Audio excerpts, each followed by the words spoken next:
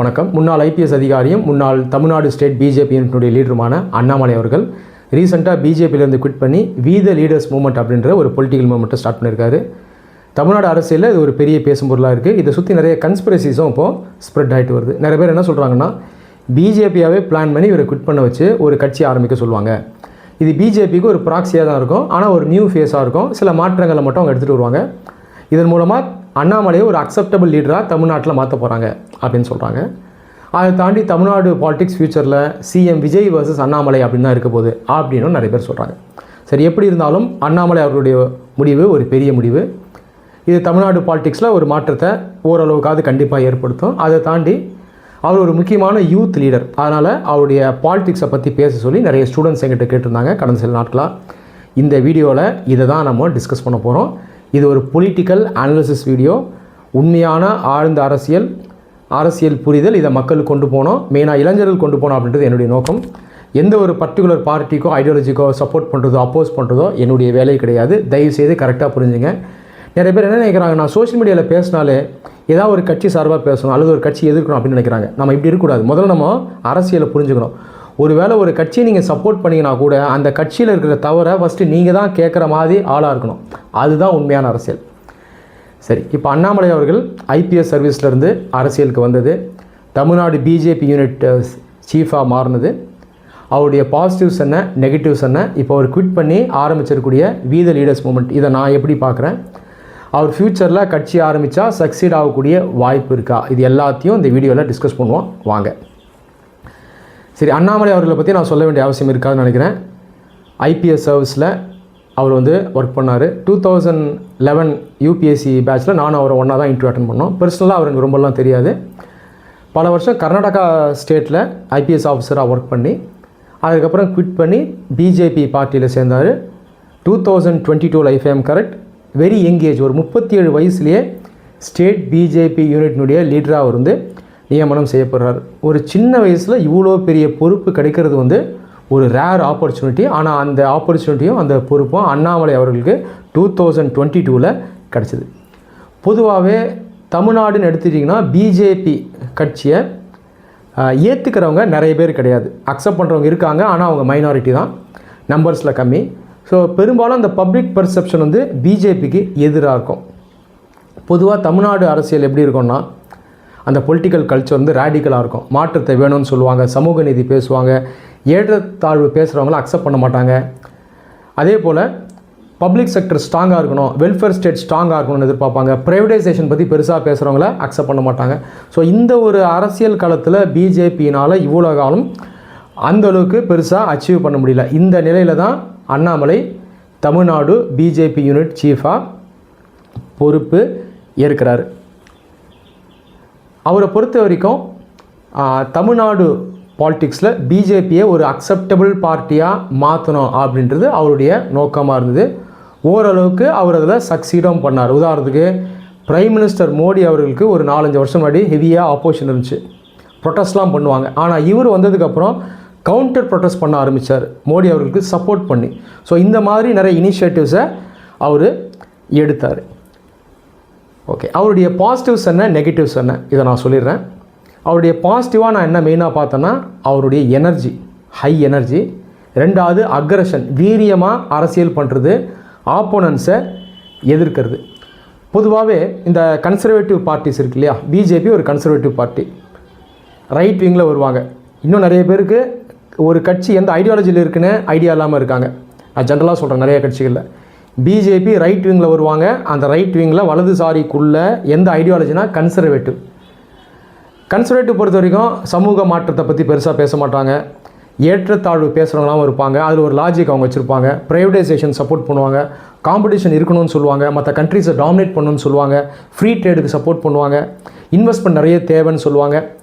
அளவுக்கு அதிகமாக welfare schemes எல்லாம் கொண்டு வரக்கூடாது அப்படின்னும் அவங்க சொல்லுவாங்க. பொதுவாகவே இந்த கன்சர்வேட்டிவ்ஸ் இருக்காங்க இல்லையா, அதுக்குள்ளே நீங்கள் சப்போர்ட்டர்ஸ் பார்த்தீங்கன்னா பிரிங்ஸ்மேன் லீடர்ஸாக அதிகமாக வருவாங்க. உதாரணத்துக்கு டொனால்ட் ட்ரம்ப் ஒரு பிரிங்ஸ்மேன் லீடர். அவர் கட்சி ரீபப்ளிக்கன் பார்ட்டி, அது ரைட் விங் பார்ட்டி அமெரிக்காவில்.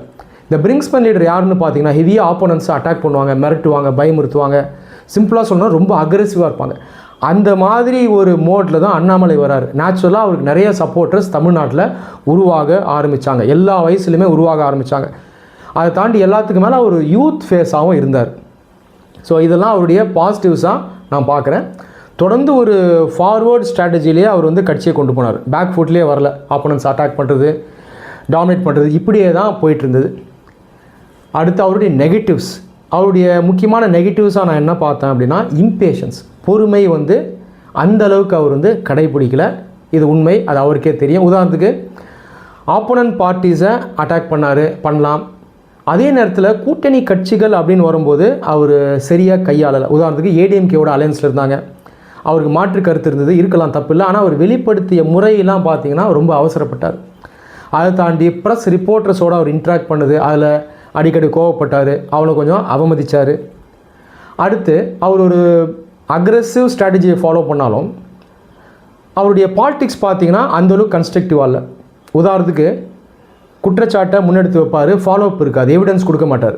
இதை வந்து ஸ்கூட் அண்ட் ரன் ஸ்ட்ராட்டஜின்னு சொல்லுவாங்க. ப்ளேம் பண்ணுறது, அக்யூஸ் பண்ணுறது, அதுக்கப்புறம் அதை ப்ரூவ் பண்ணுறது இல்லை. இப்படியே அவர் வந்து அவருடைய அரசியலை எடுத்துகிட்டு போனார். பிஜேபி ஆட்சிக்கு வந்தால் நாங்கள் என்ன பண்ணுவோம் அப்படின்றதையும் அவர் வந்து கான்க்ரீட்டாக சொல்லலை. நான் சொன்னது போல் பிஜேபி ஒரு கன்சர்வேட்டிவ் பார்ட்டி. அப்போ அந்த கன்சர்வேட்டிசம் வச்சு நாங்கள் எப்படி தமிழ்நாடு அரசியலை மாற்ற போகிறோம் அப்படின்றத அவர் சொல்ல. ஆனால் இதில் ஒரு பெரிய பிரச்சனை இருக்குது. நீங்கள் தமிழ்நாடு பொறுத்த வரைக்கும் எந்த கட்சி வந்தாலும் இங்கே சமூக நீதி பேசணும், ஏற்றத்தாழ்வு பேச முடியாது, மாநில உரிமையை பேசணும், ஒடுக்கப்பட்டவங்களை பற்றி பேசணும், அவங்களுடைய உரிமையை பேசணும். அப்போ வந்து பிஜேபியுமே இங்கே வந்தாலும் இதெல்லாம் அவர் பேசணும். அப்போ நம்ம என்ன புரிஞ்சுக்கிறோன்னா, கன்சர்வேட்டிவ் பார்ட்டியாக இருந்தாலும் தமிழ்நாடு பொலிட்டிக்கல் கல்ச்சர்ன்றது ஒரு யூனிக் கல்ச்சர்.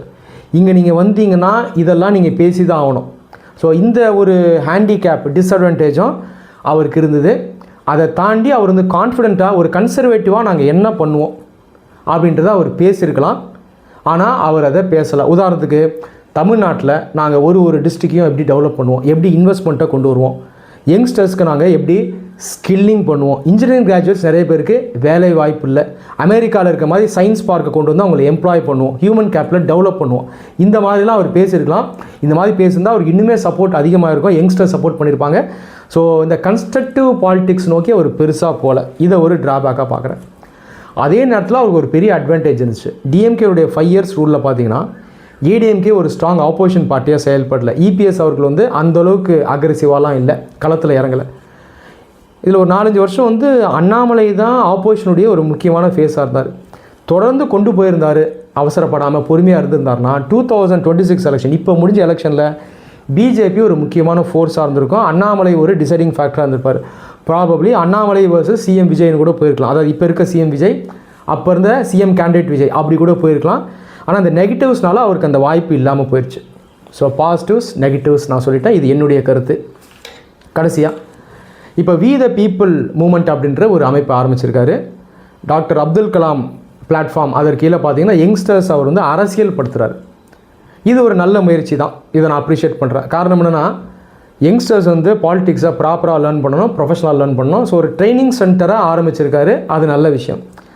அதே நேரத்தில் பிஜேபியிலேருந்து வெளியே வந்து ஃப்யூச்சரில் ஒரு தனி கட்சி ஆரம்பித்தா அவரால் சக்சீட் பண்ண முடியுமா, இது ஒரு முக்கியமான கேள்வி. இப்போ பிஜேபியிலேருந்து வெளியே வந்ததுக்கு அவர் சொன்ன காரணம் என்னென்னா, பிஜேபி ஆல் இண்டியா பாலிடிக்ஸே இங்கே பண்ணுறாங்க, இந்த பேன் இண்டியா ஃபேஸே இங்கே காட்டுறாங்க. இது தமிழ்நாட்டு மக்கள் நிறைய பேர் அக்செப்டபுளாக இல்லை. ஸோ இங்கே வந்து பாலிடிக்ஸை வித்தியாசமாக பண்ணணும், நம்ம பேசுகிறது அவங்களுக்கு அக்செப்டபுளாக இருக்கணும் அப்படின்னு அவர் வந்து இங்கே சொல்லியிருந்தார். ஆனால் பிஜேபி லீடர்ஷிப் இதை ஏற்றுக்கலை, கருத்து முரண்பாடு இருந்தது, அதனால் நான் குவிட் பண்ணுறேன் அப்படின்னு சொல்கிறார். அப்போ அவர் என்ன சொல்கிறாருன்னா, பிஜேபி இங்கே செயல்படணும்னா நம்ம ஃபேஸையே மாற்றணும், அக்செப்டபுளாக மாறணும் அப்படின்னு சொல்கிறார். இது லாஜிக் இருக்குது. உதாரணத்துக்கு நார்த் ஈஸ்ட் எடுத்துட்டிங்கன்னா அங்கே பிஜேபி பாலிடிக்ஸ் வேறு மாதிரி இருக்கும். அவங்க முக்கியமாக பேசக்கூடிய கொள்கைகள் அங்களும் பேசுவாங்க, நேஷ்னலிசம் பேசுவாங்க, அதெல்லாம் பேசுவாங்க. ஆனால் அங்கே வந்து கொஞ்சம் அந்த பாலிடிக்ஸ் மாறி இருக்கும். உதாரணத்துக்கு கிறிஸ்டியன்ஸ் அப்பீஸ் பண்ணுவாங்க, அங்கே போய் ஜெய் ஸ்ரீராம்னு சொல்ல மாட்டாங்க, பிரைஸ் த லார்டுன்னு சொல்லுவாங்க. இதுதான் உண்மை, இதுதான் ஆழ்ந்த அரசியல். அவ கிட்டத்தட்ட அந்த மாதிரி ஒரு பிராண்டை கொண்டு வரணும்னு சொல்கிறார். நான் சொல்கிறது புரியுதாங்க உங்களுக்கு? ஸோ இது வந்து டெல்லி லீடர்ஷிப்க்கு அக்செப்டபுளாக இல்லை. இதை தான் மெயின் காரணமாக காட்டி ஒரு கட்சியிலேருந்து குவிட் பண்ணிவிட்டு வந்திருக்காரு. ஆனால் இதில் இன்னொரு சிக்கல் இருக்குது. பிஜேபி அவங்களுடைய ஃபேஸை மாற்றுறாங்கன்னா எப்படி மாற்றுவாங்க? இப்போ தமிழ்நாட்டில் இது வரைக்கும் இருக்க கட்சிகள் நீங்கள் எல்லாமே எடுத்துக்கலாம், Congress, ADMK, DMK, DMDK, MDMK, விடுதலை சிறுத்தைகள், இப்போ வந்திருக்க டிவிகே, எல்லாருமே கிட்டத்தட்ட பார்த்தீங்கன்னா அவங்க கொள்கைகளில் மோரார்லெஸ் காமன் ஃபீச்சர்ஸ் தான் இருக்கும். Secularism, federalism, social justice, equality, இதுதான் பேசுவாங்க. அப்போ கிட்டத்தட்ட எல்லா கட்சிகளும் கொள்கை அப்படின்னு சொல்லும்போது ஒரே மாதிரி தான் இருக்காங்க. கரெக்டாக? ஆனால் அண்ணாமலை இப்போ என்ன சொல்கிறார், கிட்டத்தட்ட இந்த மாதிரி நாமளும் மாறணும்னு சொல்கிறார். அப்போ இந்த மாதிரி மாறிட்டா யூனிக்னஸ் இருக்காது, யூனிக்னஸ் போயிடும், தனித்தன்மை போயிடும். அதை தாண்டி அவருக்கு யூனிக்காக கையில் என்ன இருக்கும்னா நேஷ்னலிசம் இருக்கும், அதுதான் அவர் கையில் இருக்கும். அதை தாண்டி கரிஸ்மா இருக்கும், அவருடைய பர்சனல் கரிஸ்மா இருக்கும். அப்போ தமிழ்நாட்டுக்கு ஏற்ற மாதிரி பிஜேபியை ஃபேஸ் மாற்றணும்னு சொல்கிறது தப்பு இல்லை, லாஜிக் இருக்குது. ஆனால் மாற்றிட்டா மிச்சம் கையில் இருக்கக்கூடிய வெப்பன் 2 தான் இருக்கும். ஒன்று நேஷ்னலிசம், இன்னொன்று கரிஸ்மா. இதை வச்சு அவரால் பெருசாக இங்கே வின் பண்ண முடியுமான்னு கேட்டிங்கன்னா அது ரொம்பவே கஷ்டம்தான். ஏன்னா கரிஸ்மா அப்படின்னு வரும்போது சிஎம் விஜயனுடைய கரிஸ்மா ரொம்பவே அதிகமாக இருக்குது. அந்த கரிஸ்மாவை இவரால் டிஃபீட் பண்ண முடியுமா அப்படின்றது ஒரு கேள்வி. நேஷ்னலிசம் அது ஒரு யூனிக் ஃபேக்டர் தான். ஆனால் தமிழ்நாட்டு பாலிடிக்ஸ் அந்த காலத்துலேருந்து எப்படி இருக்குன்னா மாநில உரிமையை வச்சுருக்கு. ஃபெடரலிசம் தான் இங்கே பேசி ஆகணும். ஒரு வேளை நேஷ்னலிசம் ஆரம்பித்தாலும் கண்டிப்பாக இவரும் ஃபெடரலிசம் பேசி தான் ஆகணும். ஸோ இதில் பெருசாக அவருக்கு ஸ்ட்ராட்டஜிக் எட்ஜும் இருக்காது. ஆனால் என்னை பொறுத்த வரைக்கும் அவர் இந்த மூமெண்ட்டை நாளைக்கு கட்சியாக மாற்றி அவர் அடையக்கூடிய வெற்றி அல்லது அடைய நினைக்கக்கூடிய வெற்றி, இதை கம்பேர் பண்ணும்போது பிஜேபிக்கு உள்ளேயே இருந்து அவர் ஃபங்க்ஷன் பண்ணியிருந்தால் அது பெட்டராக இருக்குன்றது என்னுடைய கருத்து. இது எப்படி பண்ணியிருக்கலாம்னா இவரையும் பொறுமையாக இருந்திருக்கணும், லீடர்ஷிப்பை கன்வின்ஸ் பண்ணியிருக்கணும். அதே நேரத்தில் அவங்களும் இவருக்கு சப்போர்ட் பண்ணியிருக்கலாம். யங் லீடர், நல்ல நாலேஜ் வச்சுருக்காரு, ஐடியா கொடுக்குறாரு, கொஞ்சம் பொறுத்து இருந்து போகலாம், வாய்ப்பு தரலாம் அப்படின்னு அவங்களும் பொறுமையாக இருந்திருக்கலாம். ஆனால் இந்த நேரத்தில் அவங்க பண்ணல. ஒருவேளை நார்த் ஈஸ்ட்டில் இருக்கிற மாதிரி மாடலை கொண்டு வர போகிறாங்களான்னு எனக்கு தெரியல. நார்த் ஈஸ்ட்டில் பார்த்தீங்கன்னா பிஜேபி ரொம்ப ஸ்ட்ராங்காக இருக்காங்க. எப்படி ஸ்ட்ராங்காக இருக்காங்கன்னா கூட்டணி கட்சிகள் மூலமாக ஸ்ட்ராங்காக இருப்பாங்க. ஒருவேளை அண்ணாமலையை தனியாக கட்சி ஆரம்பித்து அவர் ஓரளவுக்கு சீட் வின் பண்ண வச்சு அதுக்கப்புறம் அவரோட கூட்டணி சேர போகிறாங்களா அப்படின்றது எனக்கு தெரியல.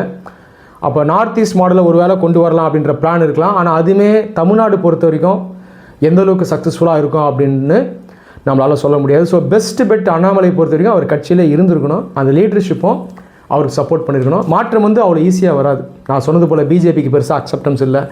அக்செப்டன்ஸ் வரணும்னா பல வருஷம் வெயிட் பண்ணணும். 10 வருஷம் ஆகலாம், 15 வருஷம் ஆகலாம், 20 வருஷம் கூட ஆகலாம். வெயிட் பண்ணி தான் ஆகணும். அதுக்குள்ளேயே பார்த்தீங்கன்னா சில விஷயங்கள் அட்வான்டேஜஸாக வரும்.